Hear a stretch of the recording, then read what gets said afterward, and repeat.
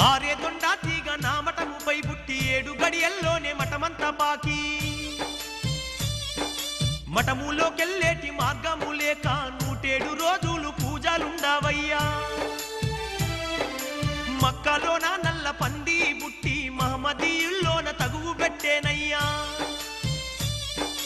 పట్టుకోను పోతే ఆ పంది బెజవాడ కృష్ణానదికి వచ్చి మాయమైతుందయ్యా అరికాలి మంటలు నెత్తికి ఎక్కి వేలాది జనులు అరిచి చస్తారయ్యా ఈ గ్రామములోని అచ్చమ్మ గారి వంశమే నాశనమైపోతుందయ్యా వాళ్ళింట పెరిగిన చింత చెట్టుకు చేమంతి పువ్వులు పూస్తాయ్యా బనగాన పల్లె దుర్రేరు పొంగి 3 వంతుల ఊరు మునిగిపోతుందయ్యా